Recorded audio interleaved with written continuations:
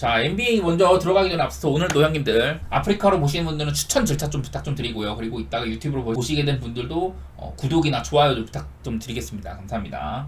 제가 요즘 이제 NBA 경기들이 한 3경기 정도밖에 안 남았어요. 이런 식으로 지금 플레이오프에 미련이 있는 팀들이 있잖아요. 예를 들면은 서부의 미네소타, 덴버, 오클라호마 등등등 이런 팀들은 전부 다 남은 일정이 이렇다는 거. 이쪽이 가까운 순서입니다. 오늘 상대할 팀들 그리고 다음 경기 상대할 팀들 이런 건데 이런 것들 일단 보고 계시면 좋을 것 같고, 이렇게 진하게 칠해 놓은 거 볼드체를 표기한 게 남은 팀들, 상대한 팀들 덴버, 애트, 피닉스, 미네소타 같은 경우는 남은 3경기 모두 다 플레이오프에 미련이 있는 팀들이에요.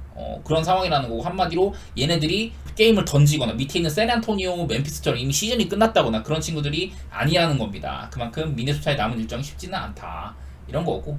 자, 먼저 동부부터 할게요. 보면은 동부는 일단은 미러키가 오늘 보스턴 산더스 승리를 하긴 했지만은 쿤보가 부상이 살짝 있어 보였죠. 종아리 쪽에 염좌가 있었는데 사실 뛸 수 있을지는 잘 모르겠어요. 그리고 이제 올랜도와의 2연전이 남았는데, 제가 어제까지만 해도 미러키가 2등, 올랜도가 3등이었잖아요. 근데 오늘 올랜도가 패배를 하면서 올랜도가 4등 자리로 밀려났다. 자, 미러키는 그래서 올랜도, 지금 4위인 올랜도랑 2연전을 앞두고 있는데, 원래는 이게 2위 싸움을 탈환할 수 있는 기회였었어요, 올랜도 입장에서는. 근데 현재 오늘 패배함으로써 올랜도는 4위로 밀렸고 뉴욕이 3위 자리에 있다. 제가 어제 근데 그런 얘기를 했습니다. 지금 동부 플레이오프에서는 클리블랜드를 만나는 게 밑에 있는 인디애나, 필라델피아, 마이애미 얘네들을 만나는 것보다 훨씬 더 편합니다. 그러니까 지금 보스턴이나 뭐 1, 2, 3등 보스턴, 미러키, 뉴욕 이런 거보다 사실은 4위 자리가 꿀자리라는 소리거든요. 5등인 쿨블 여기를 이제 만나는 게 제일 편하다는 제 생각인데, 왜냐면 클리블랜드가 지금 시즌 막바지에도 도노만 미첼도 오락가락하고 경기력이 너무 안 좋아요. 다른 팀들은 그래도 이제 플레이오프 막바지, 이제 플레이오프 준비도 그렇고 시즌 막바지 경기력이 올라오는 편인데, 근데 클리블랜드는 그렇지가 않거든요. 그래서 클리블랜드가 조금 상대할 만하다고 했는데, 어찌 보면은 올랜도는 3등 가가지고 인디애나를 상대하느니 클리블랜드를 상대하는 게 나을 수도 있어요.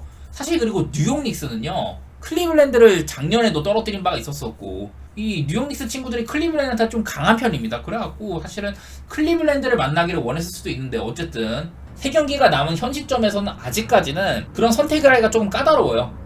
우리 져가지고 클리블랜드 만나야겠다 이런 것들을 하기가 약간은 아직은 조금 까다롭긴 합니다. 그래서 일단 동부 순위표, 자 왼쪽에 보시면 이게 동부 순위 1, 2, 3, 4, 5, 6 쭈르륵 있는 건데, 좀 변화된 걸로는 뉴욕 닉스가 3위로 올라섰고 올랜도가 4등이다. 그리고 이제 그 미러키까지 해가지고 미러키, 뉴욕, 올랜도까지의 승수 차이가 1이 나잖아요. 원래는 어제까지만 해도 3, 4, 5등까지인가가 다 이제 승수가 46승, 45승인가로 동률이었어요. 올랜도가 오늘 패배를 하면서 약간의 변화가 생겼고, 근데 지금 일단은 보스턴은 확정적이고요. 그리고 미러키는 어쨌든 오늘 보스턴 선수 승리를 하면서 순위를 수성하는 데 성공을 했다. 미러키랑 뉴욕 닉스 얘네가 이제 오늘 미러키는 쿤보가 아마 없을 것 같아요. 저는 개인적으로는 그런 상태에서 올랜도를 상대를 하고, 앞으로 두 팀이 미러키랑 뉴욕이 48승으로 승률이 동률이 된다. 그렇게 되면요, 뉴욕 닉스가 이제 미러키한테 타이브레이커를 밀려요. 그래서 상대전적 상으로는 미러키가 앞서게 된다. 아마도 그래갖고 저는 개인적으로 뉴욕 닉스가 2등까지는 못 갈 것 같다. 많이 높아봤자 3등이고 남은 경기 여하에 따라서 3등, 4등 정도? 그 정도 자리에 위치할 것 같다는 생각이고, 자 인디애나가 중요하죠. 플레이인 토너먼트를 안 가기 위한 자리.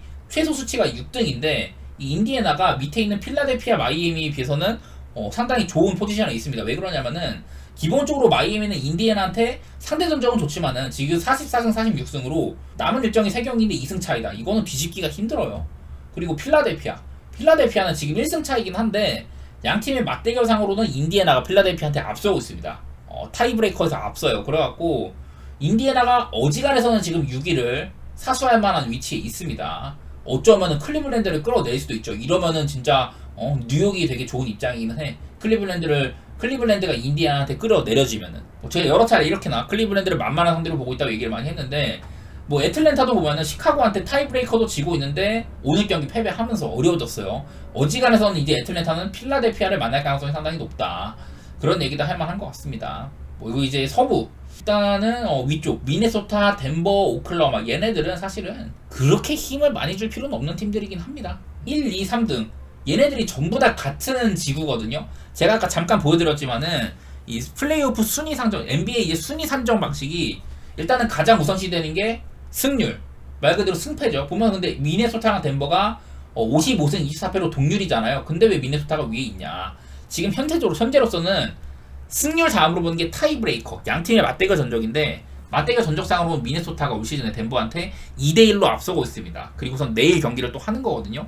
근데 만약에 내일 덴버가 이겨 그리고 미네소타가 져, 물론 그러면 덴버가 이제 승률이 앞서기 때문에 물론 그게 앞서긴 합니다만은, 예를 들어서 승수도 동률이고 타이브레이커 맞대결 전적도 동률이야. 그러면은 같은 이런 지구, 같은 얘네들이 이제 미네소타, 덴버, 오클라호마가 전부 다 같은 노스웨스트 디비전인데 그 디비전 안에서의 순위를 보거든요. 근데 예를 들어서 그것까지 동률이야. 그러면은 그 다음으로 보는 게 컨퍼런스, 말 그대로 이제 여기에 있는 CONF라는 게 있어요. 여기에 컨퍼런스 내에서의 성적을 보거든요. 근데 이 부분에서는 미네소타가 서부 팀들 상대로 37승 13패 가장 좋다고 이렇게 나와 있습니다. 그래서 여러 가지 이런 것들을 따지는데 무튼 내일 미네소타 덴버가 거의 뭐 1위 결정전이라고 봐야 될 것 같아요. 근데 이제 오늘 클리퍼스가 피닉스 상대로 승리를 했죠. 사실 그 경기에 하든도 없고 카와이도 없었는데 피닉스의 야투가 개쓰레기였다. 그래갖고 클파가 한 경기를 주웠는데, 저는 뭐 클리퍼스랑 댈러스는 사실상 4등 5등 고정이라는 얘기를 많이 했습니다. 서부에서 가장 치열한 6위 자리, 오늘 피닉스가 패하면서 스스로 내려왔거든요. 뉴올리언스는 포틀랜드 상대로 쉬운 승리를 쟁취를 하고, 앞으로의 피닉스 일정이 굉장히 까다롭다고 했는데 여전히 이 서부 6위 자리, 여기는 격전지예요. 격전지. 오늘 만약에 레이커스가 골스한테 승리를 했으면은 사실은 레이커스도 6위 자리를 노릴만도 했는데 이제는 그냥 거의 뭐 플레이인을 치러야 된다고 봐야 되고, 세크라멘토는 오늘 오클랜드한테 패배하면서 거의 얘네들도 지금 저 자리가 유력하죠. 8등 자리가. 그래서 지금 6, 7등 자리, 피닉스냐 뉴올이냐 이게 관건인데, 일단은 뉴올리언스가 지금으로서는 좋아 보입니다. 피닉스의 일정이 워낙 빡센 편이고, 보면은 뉴올리언스는 남은 경기 세크라멘토, 골스, 레이커스고, 그러니까 어떻게 보면 다 전부 다 세크라멘토, 골스, 레이커스 전부 다 본인들보다 아래 팀들이에요, 순위상으로는. 근데 피닉스, 클파, 세크, 미네, 클리퍼스랑 미네소타는 피닉스보다는 윗순위 팀들이거든. 이런 것들도 빡센 편이고, 남은 일정상으로는 이제 6의 밑으로는 6, 7, 8, 9, 10 여기 자리는 이대로 굳혀질 가능성이 저는 꽤나 있다고 보는 편이긴 합니다. 근데 피닉스가 그런 걸 뒤집으려면은 내일 이제 아침에 클리퍼스 상대로 승리를 꼭 거둬야겠죠. 클리블랜드가 내일 멤피스를 상대를 해요. 근데 이 경기가 지금 기준점이 16.5거든요. 저는 개인적으로 그 정도를 받을만 하다고 생각을 합니다. 왜 그러냐, 멤피스가 워낙에 지금 라인업이 개판이죠. 그거 한번 말씀드리면은, 자, 멤피스가 이렇게나 어제도 그렇고 오늘도 결장이 굉장히 많아요. 제가 어제 아침에 샌안토니오랑 멤피스 상대 전적이 멤피스 쪽이 13대 0으로 앞선다. 올 시즌에도 멤피스가 상당히 많이 빠졌을 때도 그때조차 샌안토니오를 이겼다. 원정 가가지고. 그 정도로 양팀의 상성 관계가 빡셌는데, 오늘 아침에 이런 라인업 같은 거 보고 저는 이러면은 이거는 멤피스가 못 이길 것 같다. 샌안토니오 쪽이 유력하다. 이렇게 얘기를 했는데 샌안토니오가 멤피스를 쉽게 제압을 했습니다. 그 정도로 멤피스가 지금 라인업이 너무나도 개판이에요. 사실상 뭐 결장하는 친구도 쭉 보면은 거의 뭐 스마트, 베인, 모란트 당연하고 자잭주도 그렇고 대부분의 선수들이 멤피스에서 참 중요한 선수들이거든요. 이렇게나 결장이 많은 상태이고, 스카티 피펜 주니어, 구딘, GG 잭슨, 페레이라, 제이미슨, 특히 여기서 이런 그 빅맨 라인 페레이라나 제이미슨은 거의 뭐 G리그급 선수들이고, 스카티 피펜 주니어, 아버지가 스카티 피펜이라고 하지만은 스피즈도 어쨌든 G리그에서 올라온 친구예요. 구딘 영입해온 선수긴 하나 이 친구가 뭐 NBA 어느 팀에 가도 주전 자리는 절대 못한 친구고, GG 잭슨 올 시즌의 발견이긴 하나 아직까지는 좀 미완의 대기다. 전반적으로 멤피스의 라인업이 굉장히 약한 편입니다. 클리블랜드가 내일 뭐 미첼이 뛸지 안 뛸지는 잘 모르긴 하겠는데, 사실 이거는 나는 전력차가 너무 많이 난다고 생각을 하고, 물론 최근에 클리블랜드의 경기력이 안 좋은 건 사실이나 이 경기를 멤피스 사이드로 보기는 힘들다. 문제는 이 경기가 과연 마헨이 가능하냐 그거거든요. 왜냐면 요즘에 클리블랜드가 최근 유타 상대로, 많이 형편이 없는 유타 상대로 129대 113으로 이긴 바가 있었는데 그 경기도 16점 차였잖아요. 그 전에 이제 샬럿 같은 팀 115대 92, 이건 뭐 23점 차로 패기는 했는데, 그러니까 저런 경기를 기대를 해야지. 내일 멤피스가 최대한 적은 점수를 낼 거다. 오늘처럼 멤피스가 오늘도 3점슛 30개 중에 6개밖에 못 넣었었거든요. 총 야투 시도는 거의 뭐 100번은 넘게 했는데, 그 정도로 멤피스는 내일 공격을 그냥 막농구를 할 가능성이 높아.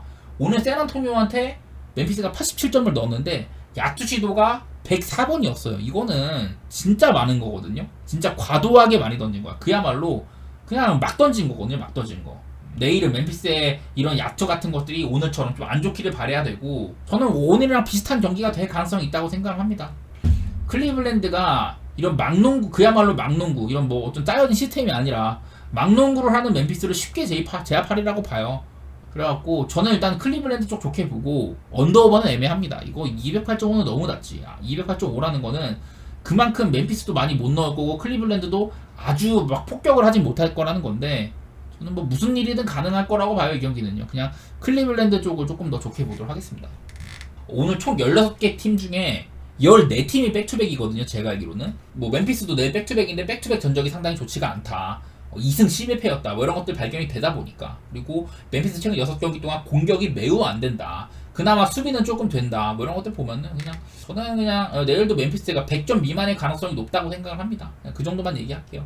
애틀랜타 대 샬럿 경기. 애틀랜타는 갈 길이 바쁜 입장인데 내일 샬럿을 상대를 합니다. 근데 샬럿이 오늘은 이제 아마 닉 리차즈가 뛰었던 걸로 기억을 하기는 해요. 근데 그랜트 윌리엄스가 많은 출전 시간을 받았고, 요즘 샬럿이 좀 점수가 많이 나는 편이거든요. 오늘도 그랜트 윌리엄스가 한 32분 뛰고 닉 리차즈는 한 20분 이렇게 뛰었는데, 글쎄 언더사이즈 센터를 기용을 한다, 그건 일단 좀 빠른 농구를 하겠다는 선택이기는 해요. 그리고 애틀랜타도 보통 좀 상대팀이 뛰면은 같이 맞춰 뛰는 편이고, 이게 샬럿 경기가 요즘에 보면은 은근히 득점이 많이 납니다. 오늘도 뭐 샬럿이 104점에 그치긴 했지만은 댈러스한테 137점을 했다. 이제는 샬럿에 그런 수비적인 장점조차 나오지가 않고 있어요. 그래서 보면은 샬럿이 평균적으로 8경기 동안 득점 108점, 실점 116점 이런 식으로 한 224점 정도 납니다. 그리고 애틀랜타도 득실 둘 다 더하면 한 227점 이렇게 나거든요.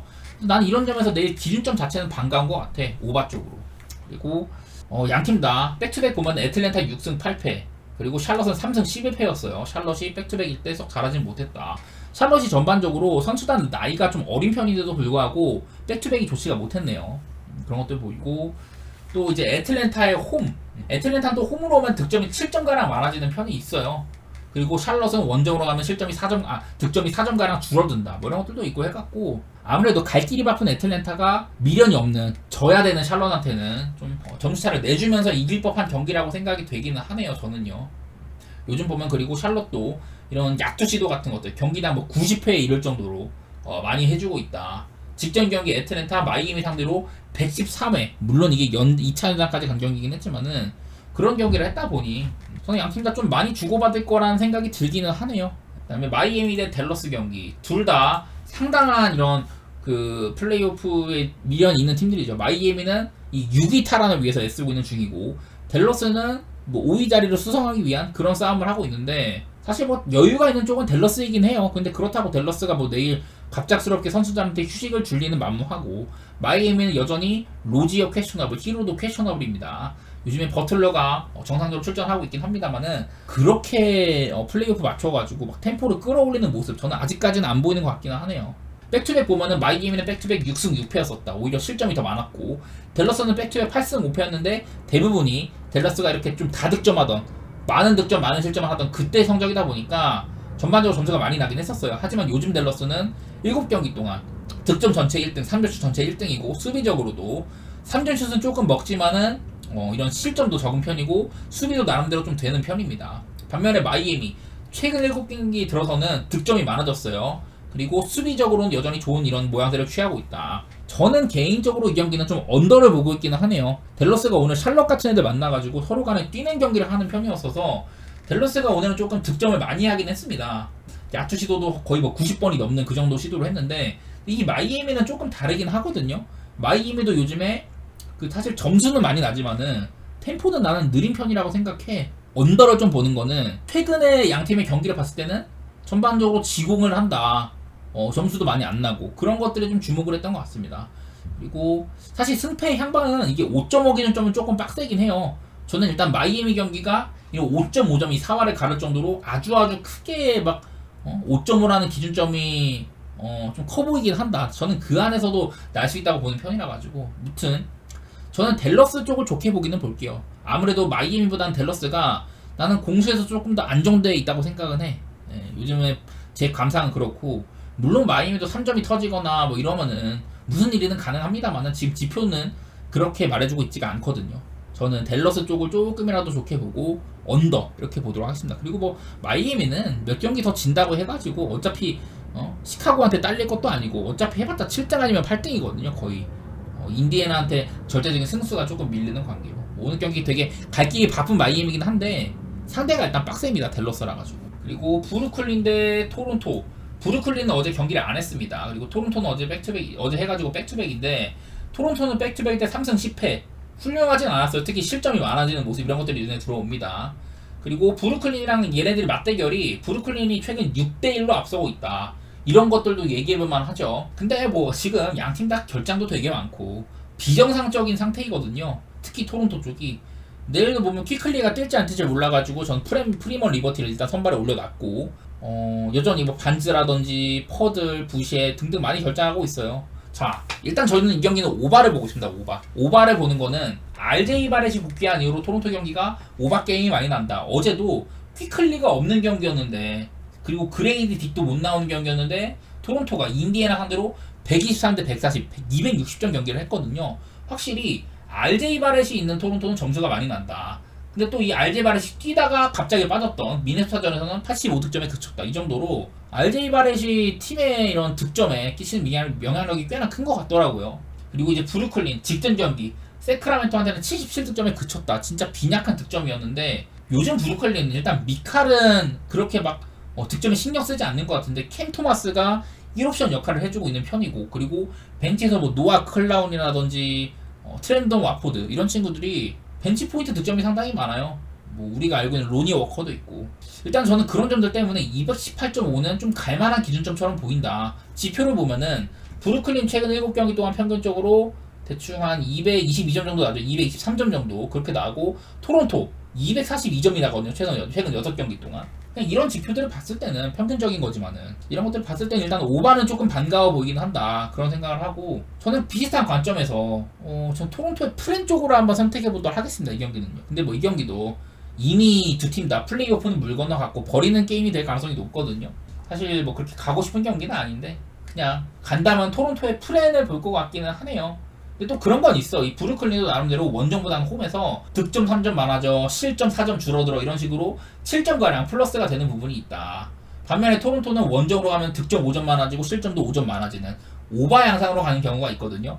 홈에서는 226점 정도 그렇게 나는데 원정 게임에서는 236점가량이 난다. 이런 팀이어가지고 토론토 오바 보는 게 나쁘진 않아요.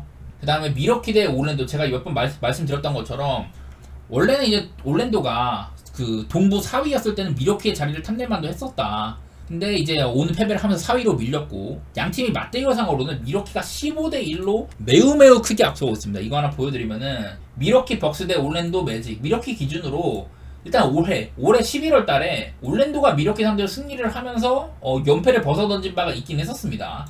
근데 그 전에 올 시즌 그 이후로도 1승 일단 미러키가 앞서갔고 그 전에 보면 쭉 이렇게 긴 시간 동안 굉장히 긴 시간 동안 미러키가 올랜도를 뭐 거의 그냥 가지고 놀았죠. 2019년 이후로는 미러키가 올랜도한테 전승을 거뒀었다. 올해까지만 해도. 근데 어쨌든 올 시즌에 올랜도는 미러키랑 반반입니다. 1승 1패예요. 좋은 기억이 있는 편이고 내일은 그리고 저는 여기 지금 쿤보를 표시해두긴 했는데 글쎄요. 저는 쿤보가 물론 지금 갈 길이 바빠. 동부 2위 자리긴 한데 그리고 오늘 만약에 내일 진다고 하더라도 일단은 2위 자리를 수성하기는 해요. 그러긴 한데 저는 쿤보가 안 나올 것 같거든요. 쿤보가 그냥 혼자 걸어가다가 당한 부상이거든요. 이게 어디 뭐 타박상이나 그런 게 아니라 나는 좀 부상이 약간 하루 이틀로 끝날 부상은 아닌 것 같은데 일단은 이건 제 추측인데요. 이 경기도 내일 미러키에서 쿤보가 뛸지 안 뛸지가 가장 중요하고요. 저는 개인적으로 쿤보가 못 나올 거라고 생각을 하고 그런 점에서 올랜도 쪽을 보기도 하고 언더도 같이 볼게요. 저는 뭐 여러 차례 쿤보가 빠지는 게 미러키의 득점적인 면에서 거의 한 10점을 다운그레이드 시킨다. 그리고 미러키가 하나 또 얘기한 거. 자, 지금 2번 자리 보면은 베벌리가 들어가 있어요. 원래 이 자리가 비즐리잖아, 말릭 비즐리. 근데 말릭 비즐리보다는 베벌리가 조금 공격은 안 되더라도 수비적으로는 확실히 도움이 많이 되거든요. 그냥 이런 것들도 역시나 미러키 게임이 앞으로 언더로 가는 데 있어서는 충분히 도움될 만한 요소다. 그런 얘기들을 해볼 만한 것 같아요.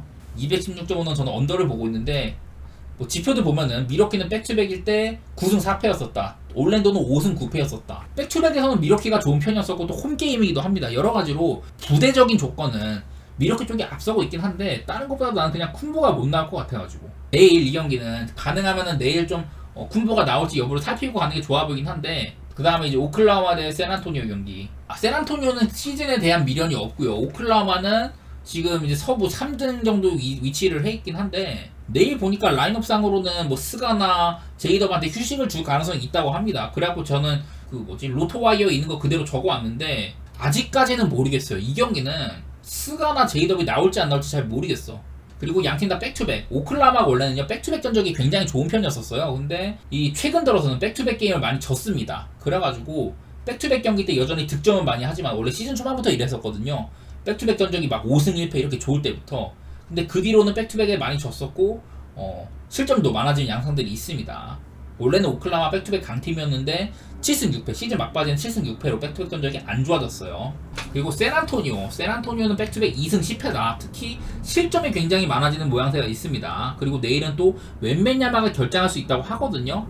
제가 뭐 여러 차례 웬벤야마 빠진 샌안토니오는 좀 전반적으로 이런 실점 같은 것들이 많아지고 오버 게임으로 가는 경우가 많더라 이런 얘기들을 했는데 아무래도 지금 뭐 샌안토니오의 소헨이나 바셀, 켈든 존슨 이런 친구들이 싹 다 결장이다 보니까 내일 만약에 웬베냐마까지 없으면 이건 진짜 큰 타격이거든요. 이 경기도 내일 웬베냐마가 뛸지 안 뛸지 스가나 제이도이 뛸지 안 뛸지 그것들이 가장 중요하긴 한데 저는 현 시점에서는 뭐 샌안토니오 프렌에다가 오바를 보고 있긴 합니다. 이 경기는 너무나도 결장 변수가 크기 때문에 내일 아침에 좀 확실히 하는 게 좋아 보이긴 합니다. 저는요. 그 다음에 덴버 대 미네소타 1, 2위 대결인데 이거는 지금 미네소타가 덴버한테 2대1로 상대전적을 앞서고 있기 때문에 1위인 거고요. 만약에 덴버가 이긴다. 그러면은 덴버가 승수가 1위 앞서기 때문에 미네소타 상대로 상대전적은 동률이 되고 덴버가 1등이 되겠죠. 무튼 지금 서부도 1, 2, 3위 싸움이 굉장히 치열하긴 하나 사실 얘네들은 순위 싸움이 큰 의미는 없다. 어차피 밑에서 만나야 할 팀들이 다 빡세요. 그런 편이어가지고 세크라멘토 정도 만나는 게 아니라면은 진짜 어디를 1, 2, 3등 중에 어디를 하더라도 사실은 좀 빡세긴 해요. 자, 백투백일 때 양팀 다 8승 4패였었고요. 그리고 이런 갭 차이 백투백일 때 갭 차이는 미네소타가 오히려 좋은 편이었네요. 미네소타는 백투백일 때 득실 마진이 7점 정도가 되고 덴버는 1점밖에 안 됩니다. 그러니까 양팀 다 같은 8승 4패지만 내용상으로 미네소타가 백투백 전적이 좋았다. 그렇게 얘기하만 하고 최근 7경기 동안 덴버의 수비가 매우 좋다는 것들 이런 것들도 두드러지죠. 공격도 준수한 편이고 근데 미네소타도 비슷해. 수비는 조금 안 좋아지긴 했지만은 공격은 확실히 좋아졌습니다. 미네소타가.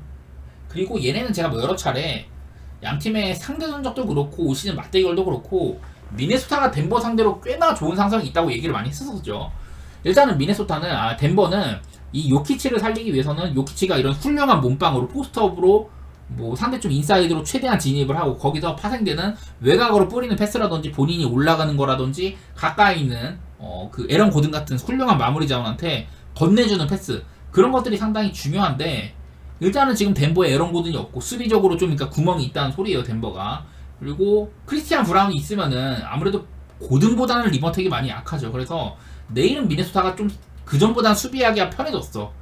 덴버의 그 확실한 공격 루트 중에 하나 에런 고든이라는 이런 훌륭한 마무리 자원 운동력이 워낙에 좋고 그런 친구가 일단 없다는 점 그거는 미네소타로서는 호재이기는 해요.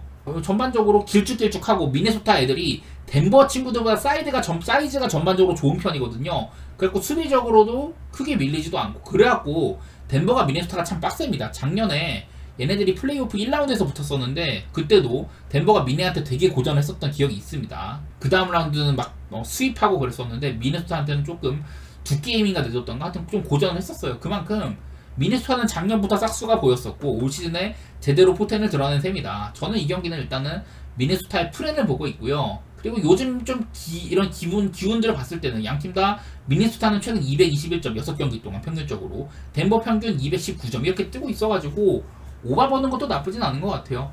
양팀 다 백투백일 때 득점 기세 같은 것들도 실점이 많아지는 것들 특히 덴버 같은 거 그런 것들 보면은 일단은 오바 보는 것도 저는 괜찮을 것 같기도 하고 되게 치열할 것 같아가지고 오바를 보는 거긴 합니다. 이 경기는요.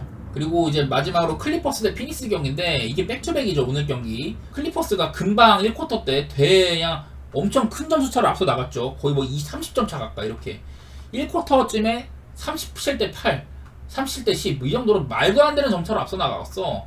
물론 나중에는 이제 조금 피닉스가 회복을 하긴 했지만은 압도적인 점수차가 있었습니다. 초반부터. 무려 이 경기는 클리퍼스가 하든이나 카와이가 없는 경기였는데도 그랬었죠. 내일 아마 카와이는 아직도 무릎 쪽에 이런 그 염증이 있어가지고 못 나올 가능성이 높고요. 그리고 하든도 퀘셔너블이다. 피닉스는 뭐 오늘이랑 비슷하게 너키치만 퀘셔너블인 정도인데 어제는 솔직히 말해서 클리퍼스의 야투가 말이 안 됐어. 피닉스의 야투가 말이 안 됐어. 피닉스 야투율 33.7%입니다. 말이 안 돼요. 피닉스 같은 야투의 팀, 부커, 빌, 알렌, 듀란트 이런 친구들이 있는 라인업이 야투율이 33.7%면 이길 수가 없는 경기입니다. 그리고 3점슛도 22.9%였고 그나마 이 경기에서 조금 나았던 건 피닉스가 자유투를 많이 가져갔다는 거. 자유투 총 시도수가 28번이었었고 반면에 클리퍼스는 자유투가 11번밖에 안 됐었거든요. 이런 경기여서 그나마 피닉스가 조금 체면치레를 하긴 했는데 그냥 이거는 피닉스가 너무 기본이 안 됐었죠. 좀 뭐랄까 클리퍼스랑 대등한 경기를 할 수 있는 그런 기본적인 자질이 안 갖춰진 경기였었다. 저는 그 정도로 혹평을 하고 싶고요. 내일 경기는 피닉스가 그래도 오늘보단 낫겠지 이런 생각을 하고 있긴 한데 글쎄요. 피닉스는 나는 약간 자멸했다는 생각이 들어. 피닉스는 오늘 패배로 인해서 이제 6위 자리에서도 뉴올한테 밀렸고 7위까지 굴러 떨어졌는데 플레이인까지 떨어졌는데 남은 일정도 그렇고요. 클리퍼스도 만만한 상대가 아니고 저는 피닉스가 이제는 플레이인 탈출이 어렵다는 생각이 좀 듭니다. 클리퍼스는 오늘 만약에 진다고 하더라도 혹은 뭐 선수 몇 명 빼준다고 한들 일단 4등 자리가 거의 반 확정적이에요. 클리퍼스는 댈러스한테 따일 일은 거의 없을 것 같고 저는 이 경기는 승패는 조금 패스하고 싶고요. 일단 언더 어제 단순히 어제 경기가 197점 경기가 나긴 했는데 그냥 내용을 봐도 양팀 다 슈팅 시도수라든지 그런 것들이 좀 적은 편이에요. 지공이 예상이 되고 저는 그냥 언더 정도만 그렇게 좀 보도록 할게요. 뭐 백투백 전적 보면 클리퍼스는 7승 7패였다. 피닉스는 9승 4패로 백투백이 제일 잘한 편이었다. 이런 것들이 있는데 양팀 다 최근 전적 클리퍼스 최근 8경기 동안 평균적으로 일단은 수비가 좋아졌고요. 득점도 공격면도 꽤나 괜찮았어. 하지만 피닉스 최근 8경기 오늘 굉장히 처박음으로써 득점 안 좋아지고 그 내용도 안 좋아졌고 야투 내용 같은 것들 그리고 수비적으로도 딱히 뭐 자랑할 건덕지가 없다. 이런 것들 때문에 저는 그냥 언더 정도만 보도록 할게요. 승패는 사실 뭐 내일 피닉스가 조금 더 나아지고 이런 플레이오프에 대한 열망 이런 것들 막 부가적인 요인들 다 끌었으면은 피닉스를 좋게 볼 여지도 있겠지만은 사실 마음이 안 갑니다. 그냥 이 경기는 저는 승패는 패스하고 핸디값은 패스하고 그냥 언더 쪽으로만 보도록 하겠습니다. 자, 뭐 다저스 대 미네소타. 일단 미네소타는 지금 리그에서 가장 최악의 빠따 팀 중에 하나예요. 그나마 조금 나아졌는데도 그냥 빠따 29등이야. OPS 593. 작년에는 미네소타가 OPS가 한 7, 8등 정도 했던 것 같은데 올 시즌은 워낙에 안 좋습니다. 반면에 다저스는 지금 OPS 2등이죠. 워낙에 빠따 타선도 사기고 바비 밀러 대 크리스 페덱. 바비 밀러가 작년 초반에 비해서는 조금 아쉽기는 해요. 바비 밀러 대 크리스 페덱은 일단 크리스 페덱 이 친구는 뭐랄까 선발 로테이션에 있는 친구가 아니죠. 샌디에고에서 이렇게 이적을 해왔지만은 그냥 뭐 불펜 혹은 롱리프로 던지는 정도고 바비 밀러는 개막전은 잘했습니다만 직전 컵스전에 1.2이닝 5실점으로 난타당했던 거 그런 것들이 걱정이긴 합니다. 저는 그냥 다저스 승인 다저스 마해 뭐 이런 것들 그런 것들 생각했던 것 같네요. 그리고 토론토 대 시애틀 키쿠치 대 로건 드리버트인데 사실 둘 다 믿음직스러운 투수기는 해요. 근데 이 키쿠치가 시애틀한테 조금 강한 편입니다. 키쿠치가 이제 메이저리그 입성 이후에 통상 2경기밖에 안 하긴 했는데 시애틀이 지금 워낙에 빠따가 안 좋기도 하고 2경기 동안 11.1이닝 무실점이거든요. 1실점도 한 적이 없습니다. 뭐 로건 길버트는 토론토를 많이 상대하지 않았지만은 지난 한 3년 정도 동안 4이닝 5실점, 7이닝 3실점, 6이닝 4실점, 5이닝 5실점 평균 자책점이 6.95예요. 토론토 애들한테. 그냥 뭐 그런 것들 좀 확인 좀 해보고 싶고 저는 토론토 승 쪽을 좋게 보긴 하네요. 이 경기는요. 토론토가 그리고 배당도 좋은 편이야. 물론 뭐 양팀 다 지금 토론토나 시애틀이 OPS 27등 토론토가 21등 뭐 이런 식으로 두 팀 다 빠따가 별로긴 하거든요. 그래도 저는 홈팀인 토론토 쪽을 조금이라도 좋게 보도록 하겠습니다. 이 경기는요. 콜로라도 대 애리조나 오스틴 곰브 대 토미 헨리는 저는 개인적으로 막 애리조나에서 밀리는 이유가 있다고 생각을 해요. 좀 비슷한 급인 라인 넬슨한테도 조금 좀 밀린 모양새고 브랜든 파트는 사실상 애리조나의 3, 4선발 로테이션에 든 것 같고 뭐 원래 있던 원투펀치는 말할 것도 없고 몽고메리까지 합류를 할 거고 저는 토미 헨리는 좀 튕길 가능성이 높다고 생각을 합니다. 그리고 뭐 이 친구가 통산 푸어스에서는 5.1이닝 3실점 5.1이닝 또 4실점 이런 식으로 나쁘지 않았어요 작년에. 근데 그냥 기본적으로 믿을만한 투수는 아니라는 거. 반면에 오스틴 곰버 저는 작년에 오스틴 곰버가 약간 잘하던 때도 봤거든요. 진짜 얘가 10나락일 때는 리그에서 방어율이 아마 가장 낮았던 투수일 거야. 근데 한동안 거의 한 7, 8경기 정도 잘한 구간이 있었어요. 작년에 홈이고 원정이고 할 거 없이. 그때는 오스틴 군버가 한 4점대 방어율 정도? 그 정도 진입을 했는데 일단 올 시즌 출발이 좋은 편은 아닙니다. 그래가지고 뭐 이 경기는 딱히 뭐 가고 싶은 게 없네요. 원래는 그나마 간다면 5반 정도였을 텐데 잘 모르겠습니다. 이 경기는요. 그리고 조던 힉스 대 코빈이 붙는 샌프란시스코 대 워싱턴. 제가 샌프란시스코가 최근에 홈에서 득점력이 워낙에 안 좋다 그러면서 어제 제가 워싱턴 프렌드 봤거든요. 잘 적중을 했고. 근데 어제 내용을 보면 샌프란시스코가 그래도 안타를 두 자릿수 안타 10개를 쳤고, 물론 점수는 3점에 그쳤지만은 나는 어느 정도 가능성을 봤거든. 그리고 조던 힉스, 물론 이 친구가 근본 선발은 아니지만은 워낙에 구위로 유명한 투수고, 패트릭 코빈, 우리가 뭐 모두가 알고 있는 병신 투수 아니겠습니까? 패트릭 코빈도 가끔 이제 작년에도 살짝 살아날 조짐이 있었지만은 지금도 이닝 많이 적당히 그냥 이닝 잘 못 먹고 실점 4.5점 정도는 충분히 해주는 그런 투수예요. 그러다 보니까 나는 내일 한번 샌프란시스코 승리 같은 거 보고 싶네. 근데 이 경기도요, 샌프란시스코 일반 승배당 1.4밖에 안 되잖아. 그래가지고 막 맛있지는 않은 경기인 것 같아요. 저는 딱히 이거는 뭐 마행까지 가고 싶은 욕심도 없고, 좀 샌프란시스코 빠따도 의심스럽기 때문에 그냥 그 정도만 얘기할게요. 그리고 천사 대 템파베이. 이 천사 빠따가 은근히 지금 좀 예사롭지 않아. 그러긴 한데 일단 호세 소리아노, 뭐 이 친구도 긴 이닝을 소화하는 투수가 아닙니다. 작년에도 그냥 불펜이었었고, 반면에 잭 리텔, 작년 템파베이에서 원래는 불펜 투수였었거든요. 근데 시즌 막바지에 잭 리텔이 선발 로테이션에 합류를 했는데 막 8이닝 실점한 적도 있었고, 막 7이닝 먹은 적도 있었고, 전반적으로 이닝도 괜찮게 먹고 가능성을 보여줬습니다. 잭 리텔이. 지금 아무래도 템파가 드류 라스무센 같은 애들도 그렇고, 또 누가 그 맥클라난도 지금 이제 토미존으로 빠지고 있다 보니까 이런 선발진의 보완이 좀 시급한데, 그 자리를 나름대로 잭 리텔이 잘해주고 있죠. 올 시즌도 2경기 동안 6이닝 무실점, 5이닝 2실점, 특히나 쿠어스에서 5이닝 2실점했고 토론토한테 또 6이닝 무실점으로 좋은 경기를 했는데, 일단은 믿음직스럽긴 해요. 잭 리텔이 이 친구가 아주 뭐 스터프가 좋다거나 그런 친구는 아니긴 한데, 근데 은근히 지금 믿을만한 선발이거든요. 다만 걱정되는 거는 천사 빠따. 천사가 오타니는 없지만은 트라웃도 조금 살아났고, 랜던도 그래도 작년보단 낫고, 샤오넬이라든지 하여튼 뭐 모레노도 그렇고 여러가지 좋은 선수들이 좀 많은 편이에요. 확실히 작년보다는 그래도 천사가 노답까지는 아니야. 빠따도 괜찮은 편이고, 그런 것들이 좀 걱정이긴 한데 저는 템파베이 쪽을 좋게 보기는 하네요. 천사 빠따가 아무리 좋아봤자 오피스 지금 17등이고 템파가 오피스도 천사보다는 조금 높기는 해요. 그냥 그 정도? 선발 투수 앞서는 것도 그렇고, 그냥 저는 템파 쪽으로 좋게 보고는 있습니다. 이 경기도 템파의 배당이 나쁘지가 않은 편인 것 같아요.